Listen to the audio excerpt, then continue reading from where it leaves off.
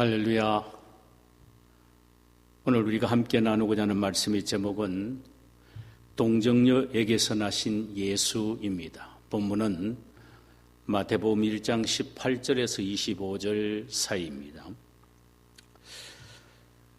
기독교 진리 중에 가장 많이 도전받는 것 중 하나가 예수님의 동정녀 탄생입니다.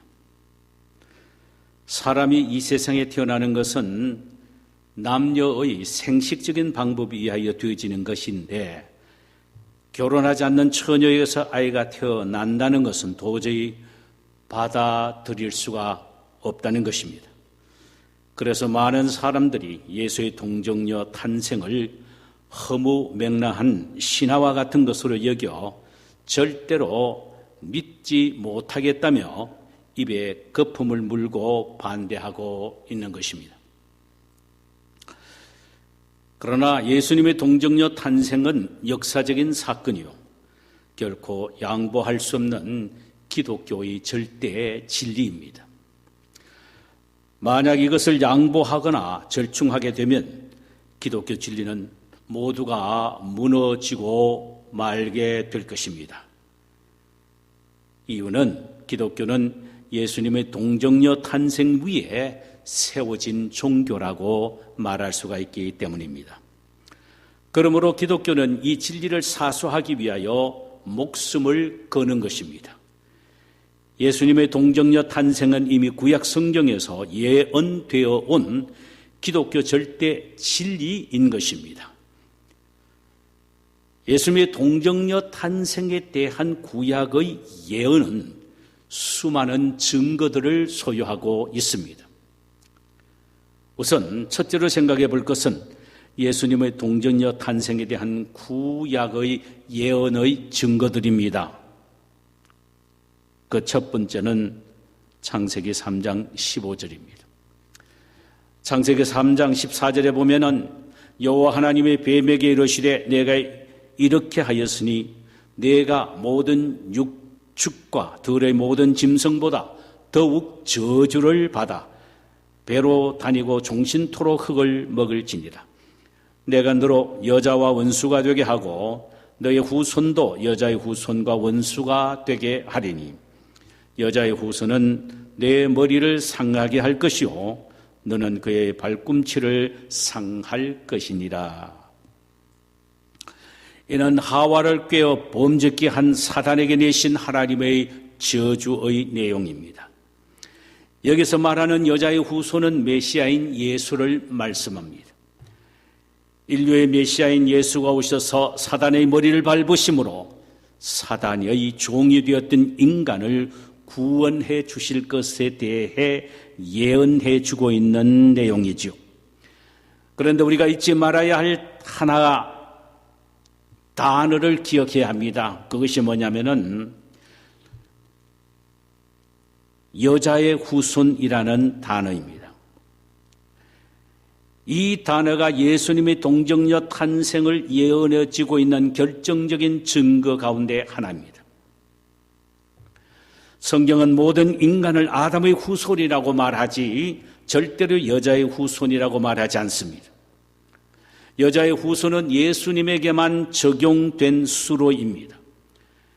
이것은 예수는 육신의 아버지는 없고 자신을 낳아준 육신의 어머니만 있다는 말씀이 옳습니다. 이는 곧 예수님의 처녀의 몸에서 잉태하실 것에 대한 예언, 즉 동정녀 탄생을 예언한 가장 강력한 뒷받침하는 증거입니다. 두 번째로 이사야서 7장 14절입니다. 그러므로 주께서 친히 징조로 너희에게 주실 것이라. 보라, 처녀가 잉태하여 아들을 낳을 것이요 그 이름을 임마누엘이라 하라. 오늘 본문에서 마태는 구약의 이사야서 7장 14절의 말씀을 인용함으로 동정녀 탄생은 역사 속에서 예언된 것이요 지금 이루어졌다고 확증해주고 있는 것입니다. 우리는 이 예언의 배경을 상세하게 살펴보기 위해서는 이사야서 7장 1절 이하의 내용들을 살펴볼 필요가 있습니다. 유다왕 아하스 때에 알람왕 르신과 이스라엘 왕 베가가 동맹하여 예루살렘을 공격하기를 시작합니다. 이 소문을 들은 유다의 아하스 왕과 백성들은 마음의 숲이 바람에 흔들림같이 흔들렸다라고 했습니다. 혼비백산이죠. 이때 하나님께서 선지자 이사야에게 말씀하기를 시작하십니다.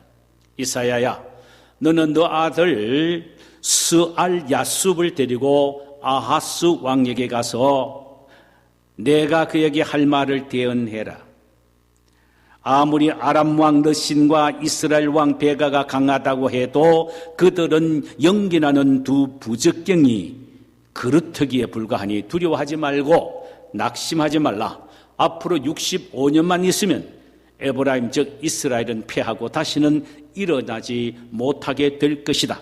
이 불가능해 보이는 일이 반드시 이루어질 것이다. 이것을 믿어라.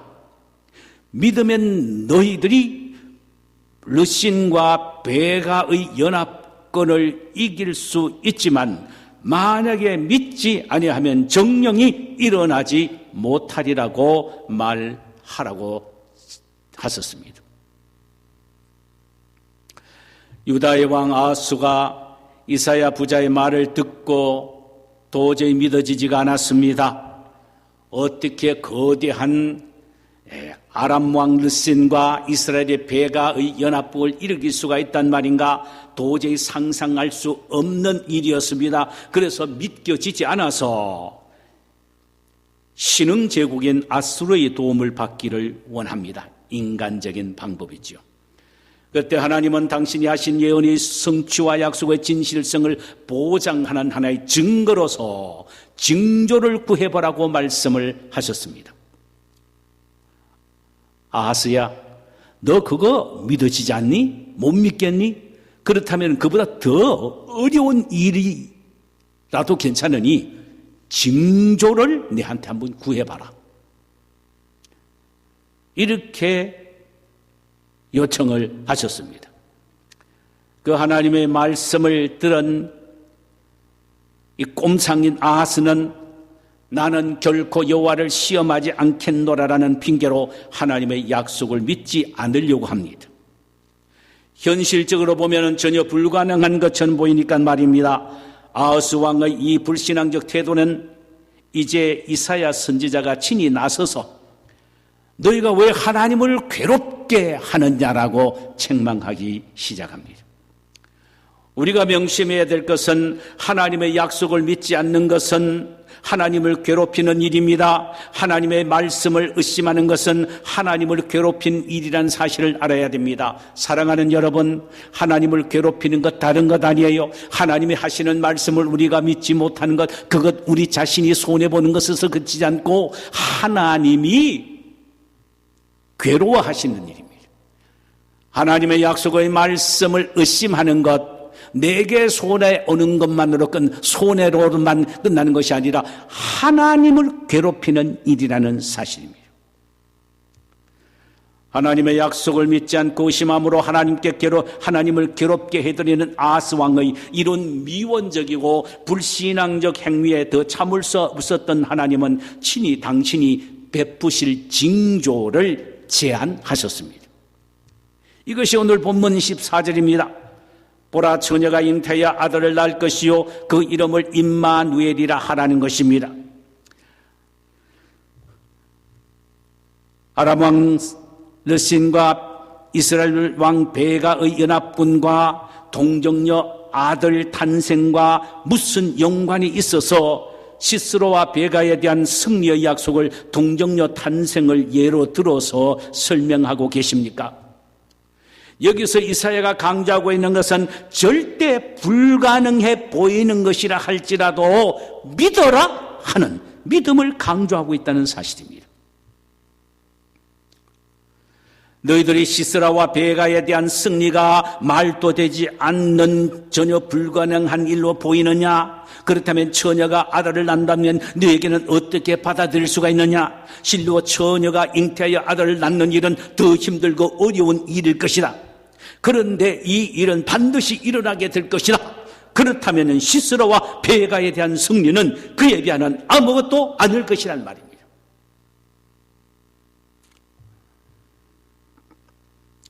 그렇게 말씀하시면서 아하스와 이스라엘 백성들을 살리기 위해서 하나님의 일방적으로 징조를 제안하신 것입니다.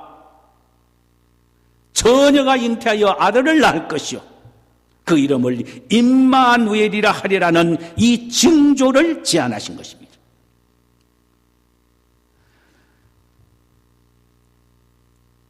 전혀 실현 불가능하고 꿈같이 보이는 약속이라고 해도 믿어야 된다는 것입니다. 시스라와 베가에게서 승리할 수 있는 것 오직 믿음이라는 것입니다. 믿지 아니면 거대한 아람과 이스라엘의 연합군의 소나기에서 자유할 수가 없다는 것입니다. 시스라와 베가에 대한 승리를 약속하기 위하여 미국에 있게 될 메시아의 동정녀 탄생을 증표로 제시한 것. 아하스가 시스라와 베가에 대한 승리의 약속을 믿어야 하듯이 온 인류는 구세주인 메시아의 동정녀 탄생을 믿어야 한다는 것입니다. 이것을 믿을 때 구원을 받는다는 것입니다. 인간적으로 보면 도저히 불가능해 보이는 시스라와 베가 연합군을 너희들이 분명히 내가 너희들과 함께하여 승리케 한다는 약속의 말씀을 들었을 때에 아멘하고 믿음으로 받아들일 때에 승리하게 되는데, 만약에 믿지 않으면 승리가 없다는 것입니다. 동정녀 탄생 엄청난 일이고 믿어지기가 힘든 일이지만은 그것을 믿을 때에 동정녀에서 탄생한 메시아인 예수 그리스도를 통하여 구원을 받게 된다는 것입니다.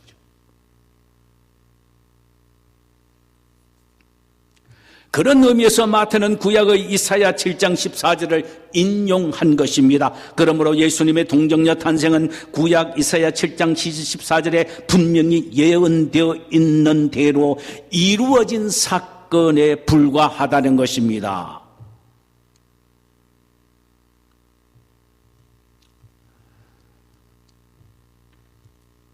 세 번째, 마리아와 요셉의 반응이 동정녀 탄생이 역사적 사건임을 증명해주고 있습니다. 본문 18절과 20절의 내용이 그것을 가르쳐주고 있어요. 요셉이 마리아와 정혼한 후에 동거하기 전에 마리아에게 아이가 잉태된 것을 알았습니다. 그래서 요셉의 신앙으로서는 용서할 수가 없었습니다. 이것을 알리면 그 당시의 율법에 따라 마리아는 부정한 여인으로 돌에 맞아 처형당하게 되어 있었습니다. 그래서 요셉은 마리아를 생각해서 조용히 파혼하기 위하여 방법을 강구하게 됩니다. 그때 하나님의 사자가 꿈에 나타나 요셉아, 내 아내 마리아 데려오기를 무서워하지 말라. 저에게 잉태된 자는 성령으로 된 것이니라. 자, 누가복음 1장 34절에 보면은 마리아가 천사를 통하여 잉태의 소식을 듣고 깜짝 놀란 사건이 기록이 되어 있습니다. 천사가 나타나서서 내게 잉태하게 되는 일이 있다라고 말씀을 하셨을 때에 마리아는 말합니다. 나는 사내를 알지 못하니 어찌 이런 일이 있을 수가 있습니까? 이렇게 반문했습니다. 그때 천사가 이렇게 대답하지요. 성령이 내게 임하시고 지극히 높으신 이의 능력이 너를 덮으셨다. 인간의 힘이 아니라 성령의 능력으로 되어졌다는 것입니다. 여러분 보세요. 여기에 대한 마리아의 대답을 한번 들어보시오. 주의 계집 종이오니 말씀대로 내게 이루어지이다. 요셉과 마리아에게 각각 나타난 천사들의 공통적인 말은 성령에 의하여 마리아가 잉태됐다는 사실입니다. 이 마리아도 요셉도 아멘으로 받아들였습니다. 예수님의 동정녀 탄생이 가능케 된 것은 생식적인 방법이 아니라 성령에 의하여 되어졌다는 것입니다. 하나님의 영이신, 창조의 영이신, 생명의 영이신 성령에 의한 결과이기 때문에 예수의 동정녀 탄생은 허위가 아니고 진실이고 확실한 역사적 사건입니다. 그럼 예수님이 왜 동정녀에게서 나서야 했느냐라는 사실을 함께 생각해 보십시다. 첫째로는 예수님이 죄 없으신 분이시라는 사실을 옹호하기 위해서입니다. 만약에 예수님이 남녀의 생식적인 방법에 의해서 출생하셨다면 그는 아담의 후손이 될 것입니다. 아담의 후손은 모두가 죄인이기에 그도 죄인으로 출생한 결과가 될 것입니다. 죄인이 어찌 다른 사람을 위하여 대신 죽어줄 수가 있습니까? 없지요. 자기 죄 때문에 자신이 죽는 것에 지나지 않습니다. 예수님이 다른 사람을 위하여 대신 죽는 자가 되기 위해서는 죄인이 아니라 의인이 되셔야 했었습니다. 그러기 위해서는 생식적인 방법이 아니라 성령에 의한 처녀의 태를 빌려서 잉태해야만 했었습니다. 그래서 예수님은 동정녀에서 탄생하신 것이죠. 둘째로 하나님이 자신을 보여주기 위해서 동정녀에게서 탄생케 했습니다. 인간으로서 하나님을 본 사람은 아무도 없었습니다. 거룩하신 하나님을 보면 죽게 되어 있습니다. 하나님 집의 사환이었던 모세도 하나님을 보지 못하고 등만 보았습니다. 이사야서 6장 1절에 이하 보면은 심지어 스랍들도 하나님을 볼 수가 없었습니다. 보좌 앞에서 6날개를 가지고 2날개는 얼굴을 가리고 2날개는 발을 덮고 2날개로만 날아다녔습니다. 이렇게 하나님은 거룩하신 분이시기에 천사마저도 하나님을 볼 수가 없었던 것입니다. 그런데 인간이 하나님이 어떤 분이신지를, 하나님의 성품은 어떠하신지를 보아야만이 닮아갈 수가 있습니다. 하나님이 인간에게 거룩하라, 의로워라 라고 말씀하시는 것은 우리로 하여금 그의 거룩과 의를 본받아라는 말이지요. 그런데 그분을 보아야만이 거룩하구나, 의롭구나 하는 것을 알 수가 있는 것입니다. 구약에서는 하나님은 말씀을 통해서만이 당신이 거룩하고 의롭다라고 말씀을 하셨지요. 신약에서는 예수 그리스도를 통하여 직접 자신을 보여주신 것입니다. 자, 예수를 통하여 내가 이렇게 의롭다, 내가 이렇게 거룩하다, 그러므로 너희들은 나를 본받아, 이렇게 말씀하신 겁니다.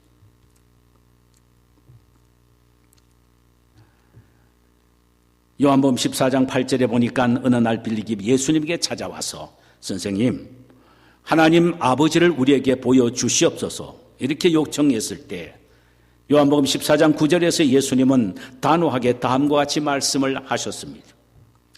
나를 본 자는 아버지를 보았거늘 어찌하여 아버지를 보이라 하느냐?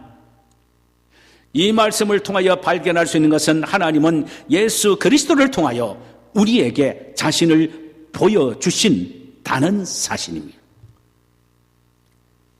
아버지를 보아야만 아버지를 본받을 수가 있기에 하나님은 우리에게 자신을 보여주시기 위하여 마리아의 태를 통하여 예수 그리스도를 이 세상에 보내주신 것입니다. 그래서 예수를 통하여 하나님이 어떤 분인가, 하나님이 얼마나 의롭고 거룩한 분이신가를 알고 보고 그대로 본받기를 원했어였습니다. 자, 그러면 마지막에 한번 생각해 볼 것은 동정녀 탄생, 즉 성탄이 우리에게 주는 진리가 무엇입니까? 이게 중요합니다.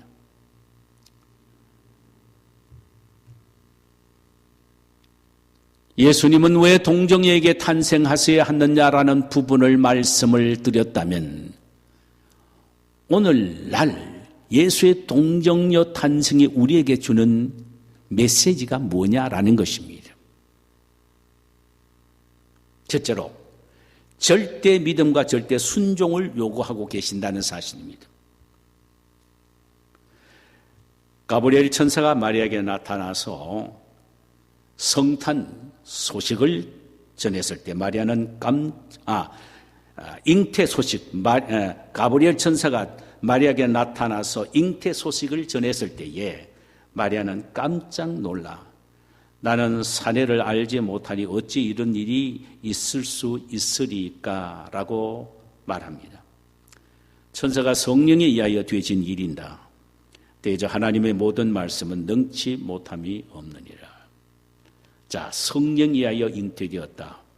잉태된 그대로 하나님은 말씀하심의 성취로 아들을 낳게 될 것이다라는 의미입니다.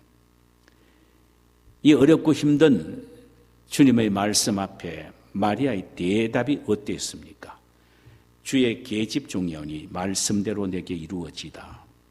이것은 하나님의 말씀은 어떤 것이라도 절대로 믿고 순종하겠습니다라는 의미입니다. 주의 계집종이니 말씀대로 내게 이루어지다. 비록 처녀의 몸에서 아들을 잉태했다 할지라도 그것이 문제가 되어 큰 어려움과 낭패를 당해도 나는 결코 두려워하지 않고 믿고 순종하겠다는 의미입니다. 그것 때문에 동리 사람들의 조소와 비웃음거리가 된다고 해도 나는 주님이 말씀하신 그대로 믿고 순종하겠다는 것입니다. 심지어 돌에 맞아 죽어가면서도 하나님의 말씀이니 믿고 순종하겠다는 것입니다. 이 성탄의 아침, 우리 역시 마리아처럼 절대 믿음, 절대 순종을 소유해야 된다라는 사실을 우리에게 교훈해 주고 있습니다. 마리아의 그 믿음의 고백 후에 그녀는 말씀대로 아기 예수를 탄생시킨 것입니다. 이처럼 우리 역시 전적으로 믿고 순종할 때에 우리의 삶 속에, 우리의 심령 속에 예수 그리스도가 함께 하시는 임재의 기적을 체험할 수가 있다는 것입니다. 왜 내 삶 속에 어떤 기적도 능력도 일어나지 않습니까? 왜 마리아와 같은 그런 기적이 일어나지 않습니까? 그런 역사가 일어나지 않습니까? 마리아와 같은 믿음과 순종의 열매가 없기 때문입니다. 도저히 인간 이성적으로 받아들일 수 없고 이해가 되지 않고 만약에 내가 순종하고 믿다가 큰 낭패를 당한다 하더라도 죽음의 그 순간에 직면하게 한다 하더라도 나는 아멘 믿고 순종하는 결단이 있을 때 뒤집어지는 역사가 일어납니다. 두 번째로 임마누엘의 삶을 누리며 살아라는 것입니다. 구약에서는 하나님의 말씀으로만 하셨으나 신약에서는 하나님이 육신의 몸을 입고 이 세상에 오셨습니다. 왜요? 임마누엘 하시기 위해서입니다. 임마누엘은 하나님이 우리와 함께 계신다. God is with us. 하나님은 우리와 함께 계신다는 의미입니다. 그는 인간이 되시어 인간과 함께 먹고 마시고 기거하면서 인간이 당하는 모든 인간고를 친히 체휼하셨습니다. 이 주님이 오늘도 우리와 함께 하셔서 우리 인간이 당하는 모든 인간고를 이해하시고 동정하시고 도우시는 것입니다. 뿐만 아니라 우리의 삶의 전 영역에서 우리와 함께 하시는 것입니다. 여러분, 왜 예수님이 동정녀의 몸으로 이 세상에 오셨느냐? 동정녀의 몸을 통하여 이 세상에 오셨느냐? 이유는 어디 있느냐? 하나님이 우리와 함께 하심을 친히 우리가 누리며 살도록 하기 위해서입니다. 우주의 대왕 되신 창조주 하나님이 낮고 천한 나와 함께 하시기 위하여 영광의 보좌를 버리시고 처녀의 몸을 빌려서 이 세상에 오셨다. 그것도 우리와 함께 하시기 위하여. 엄청난 일입니다. 이것은 인류 역사의 최대의 사건입니다. 하나님이 우리와 함께 하신다는 이것만큼 흥분된 일은 없을 것입니다. 그것도 잠깐만 아니라 영원토록 말입니다. 마태복음 28장 20절에 보니까 볼지어다 내가 세상 끝날까지 너희와 항상 함께 있을지어다. 여러분 여기 항상이란 말에 주목하시기를 바랍니다.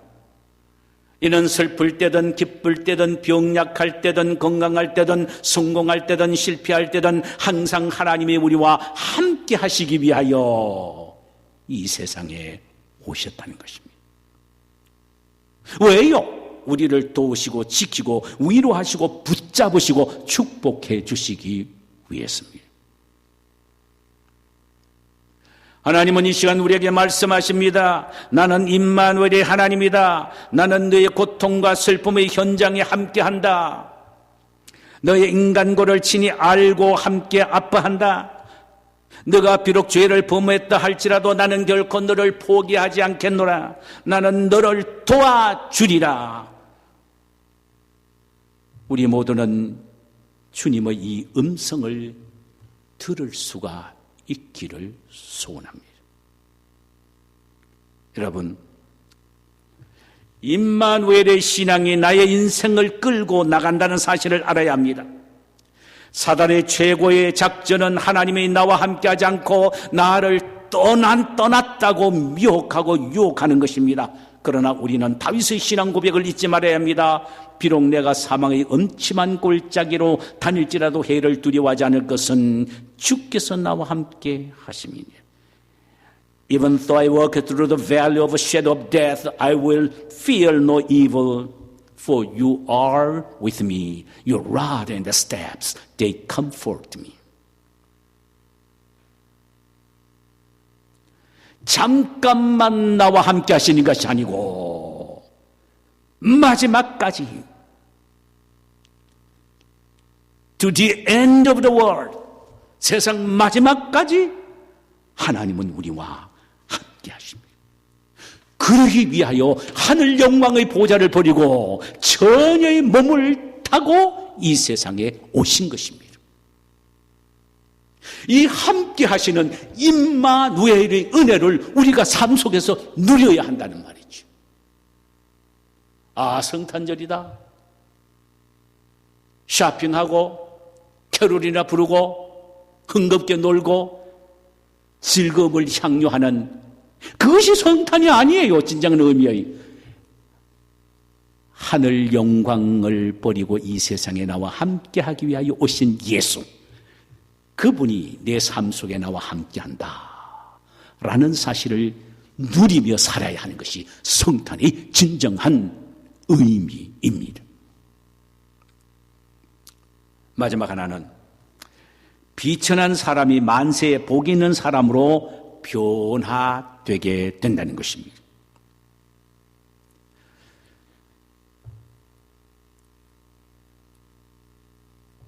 성탄을 맞이한 우리는 내 삶에 일대에 대해 전환이 일어나고 운명이 바뀌어지는 역사를 우리가 누릴 수 있게 되었다는 사실을 확신하며 그것을 누리며 살아야 한다는 것입니다. 누가복음 1장 46절 49절 마리아의 소리를 한번 들어보실래요? 마리아가 이르되 내 영혼이 주를 찬양하며 내 마음이 하나님 내 구주를 기뻐하였음은 그의 여종의 비천함을 돌아보셨음이니라. 보라 이제 후로는 만세의 날을 복이 있다 일컬이로다. 만세의 날을 복이 있다 일컬이로다. 능하신 이가 큰 일을 내게 행하셨으니 그 이름이 거룩하시며. 비천한 마리아가 동정녀 탄생 순간 만세의 복이 있는 여인으로 바뀌어졌다는 말입니다. 운명이 바뀌어졌다는 말이에요. 이는 예수 그리스도의 동정녀 탄생은 비참한 모든 사람에게 만세의 복을 받게 되는 복의 근원과 복의 통로가 되는 길을 열어 놓으신 현장이 바로 동정녀 탄생의 현장이란 말이죠. 약한 자가 강한 자로 바뀌어지며 천한 자가 귀한 자로 바뀌어지며 가난한 자가 부한 자로 바뀌어지며 병든 자가 강건한 자로 바뀌어진다는 말씀이 옳습니다. 예수님이 이 세상에 오신 것은 그리스도를 믿는 믿음의 사람들에게 만세의 복이 있는 사람으로 운명을 바꾸어 주시기 위해서입니다. 할렐루야. 할렐루야. 할렐루야. 사랑하는 여러분, 나 대단한 사람이라고 생각해야 합니다. 나 정말 대단한 사람이라고 생각해야 됩니다. 예수 그리스도를 믿을 뿐만 아니라 그분이 나의 운명을 바꾸어 놓기 위하여 오신 분이란 사실을 믿어야 합니다. 예수는 동정녀 탄생을 통하여 나의 모든 영역의 운명을 바꾸어 놓았습니다. 영적인 면에서는 지옥 자식에서 하나님의 백성으로, 마귀 자식에서 하나님의 자녀로 운명을 바꾸어 놓으셨습니다. 누가요? 예수님이.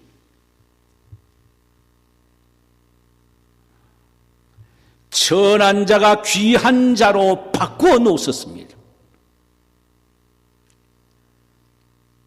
예수 믿기 전에는 마귀의 소나기에서 희망도 소망도 없이 절망과 좌절 속에 사로잡혀 있던 비참한 운명의 우리였는데, 예수 그리스도를 믿음으로 말미암아 여자의 몸에서 탄생하신 예수 그리스도를 나의 영원한 메시아인 구세주로 마음속에 영접함으로 말미암아 내 자신이 천사도 흠모하는 영광스러운 존재로 바뀌어지게 된 것입니다. 우리 모두 이 진리를 확신하십시다. 예수님의 동정녀 탄생을 의심 없이 굳게 믿으십시다. 그래서 만세의 복을 받는 복덩어리가 되었다는 사실을 확신하며 복을 가슴에 품고 믿음으로 달려가십시다. 우리의 믿음에 의하여 결정이 됩니다. 성탄이 이 아침 귀하신 예수님이 여러분과 여러분의 심령 속에 다시 한번 태어나는 놀랄만한 영적인 감격과 기쁨을 누리게 되시기를 주님의 이름으로 축원합니다. 할렐루야.